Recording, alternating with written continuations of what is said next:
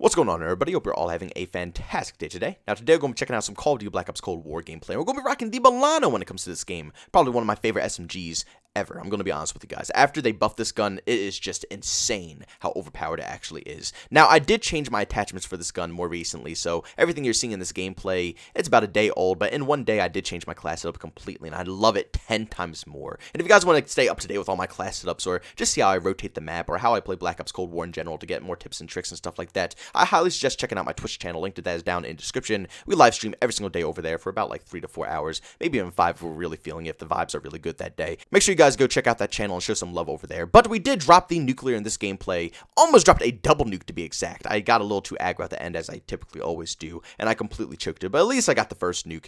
Oh man, let me tell you guys are really going to enjoy this gameplay today. But today we're going to be talking about the development teams when it comes to Call of Duty games. Now, if you guys don't know, recently over on Twitter, and if you guys don't follow me over on Twitter just yet, make sure you do so. Link to that is down in the description. But Raven Studios actually went ahead and put on some very important details. Now, for those who don't know, Warzone has been plagued with a very serious issue for a very long time. The rose skins, the AUG, M16s, the FFAR, that whole meta that's going on right now. There's no glint when it comes to sniper rifles when it comes to the game, so you can easily just camp in bushes or camp in any area where an enemy can't see you because you simply don't have any glint on your sniper rifle. You can dome people across the map, and they will have no clue that you're even looking at them, which is extremely overpowered. That's why they added in Sniper Glint into Modern Warfare to, go with the actual Warzone theme. You don't want snipers completely doming you across the map in an arcade shooter. It's just not worth it unless you can see them. If you can see them, and at least you get that, that extra notice that, you might get shot in the face, then yes, it's fair. If you get sniped, it's your fault. You saw the glint, you could have moved out of the way, but you didn't. You challenged them, you got shot. But if there's no glint across the map and you're just getting domed left and right in a game mode where you get basically 1 life and, maybe 2 if you win the gulag, and more, obviously, if you get bought back. But at the end of the day, it's a battle royale. You don't really want to die in that game mode, and to die by a sniper rifle with no glint nonetheless is just a nightmare. And these issues have been going on for ages when it comes to Call of Duty. And let's be honest here, that's typical for a Call of Duty title. There's always massive issues that go on in their game, and the developers just never answer. They never respond. They keep it on the low, they completely ignore it, and then out of nowhere, out of the blue, maybe they'll address it later on. But the great news is that Raven is revealing a big patch that's going to be coming in with another adjustment to the AUG, the M16, and the FFAR, which I can't believe they have to do this again because they just did an adjustment to those weapons 2 times to be exact. 2 times. They did one adjustment literally the day after. The first adjustment was awful. It did nothing to the gun, so they made a second adjustment the day after. They needed to do a quick fix on it, and then after that, they're making a third adjustment to them. They don't know how to manage weapons. I don't understand how they can't just make the guns normal. Oh, it makes no logical sense. But yes, it is good news. They're going to be working on the guns a little bit more to try to change the meta of the game. And they're also going to be working on the pistol, which is extremely overpowered in the game as well, which I don't understand,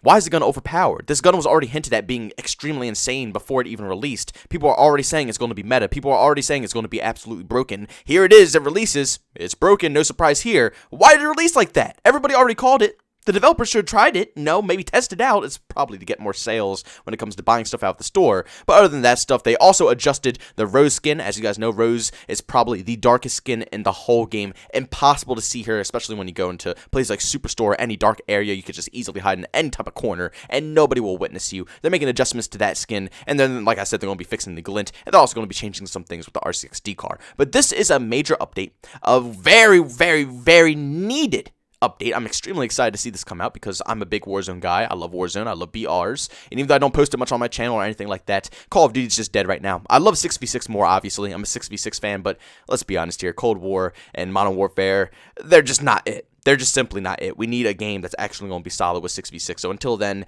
Warzone's the next best bet. And to see it being in such a bad place was so hard to, witness and play with because nobody wants to die from invisible rose skins. Nobody wants to die from AUGs and M16s and FFARs 24/7. And even on top of that, there's a new glitch where if you pick up a most wanted, your character turns invisible. They had to take away the most wanted thing. I believe the same thing happened with the bounty one. Like if you picked up a bounty, the whole game would end. Something random like that. I don't understand how these glitches and bugs come alive. I seriously don't. They're insanely annoying and they really do horrible game-breaking things, but at the end of the day, Raven Studios responded.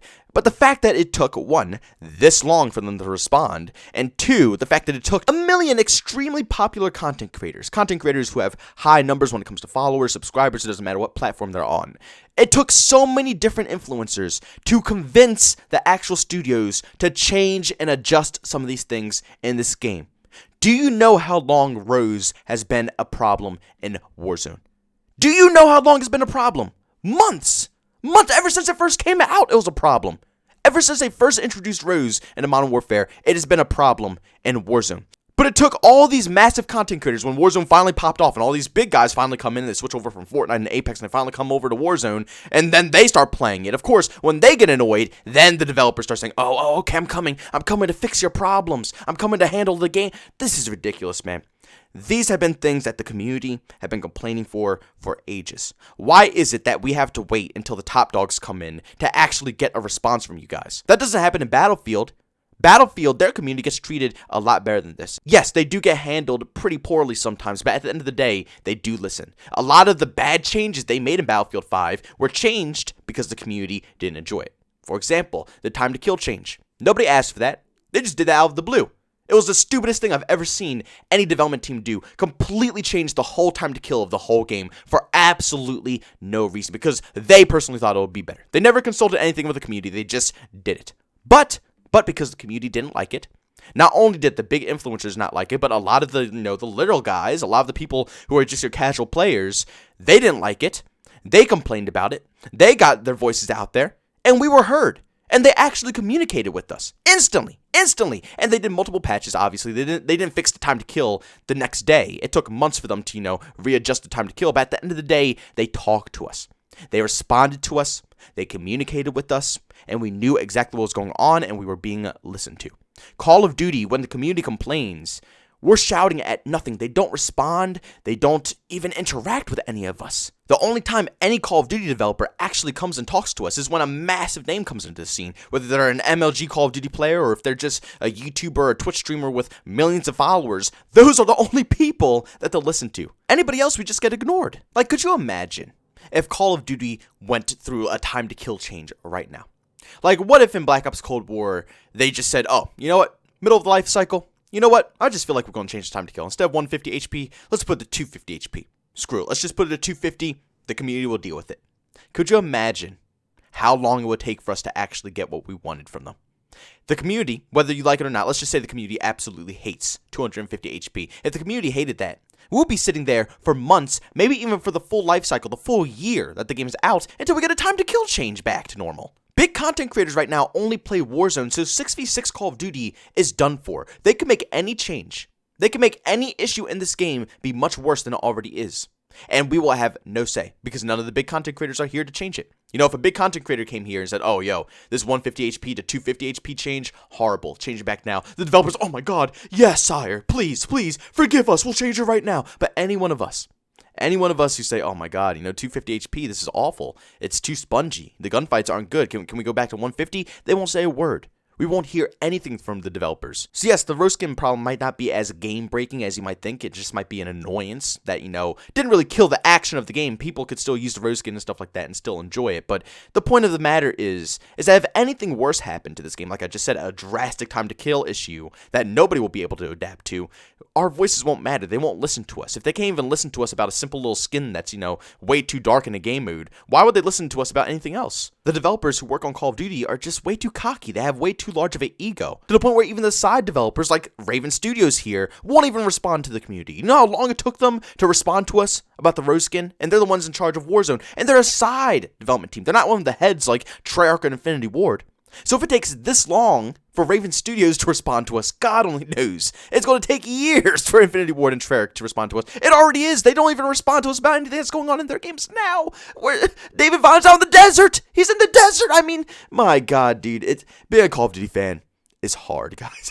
It's a very hard task. But guys, that's all I really have to say. I hope you guys really enjoyed today's commentary. Like I said, I'm not really here to bash them too much. I'm very happy that Raven has come out and has said something about this issue, because it's an issue that's definitely plaguing Warzone right now. It's very bad. The rose skin along with the AUG and the M16, very, very, very obnoxious from time to time. So the fact that they are talking about it still, they're letting the community know about it, and we know that there's going to be a change, is very good. But the fact that it's taking this long, not only to get the weapon tuning right, they did it like this is going to be the third time. The fact that it's going this long is kind of ridiculous. And the same thing about the rose skin.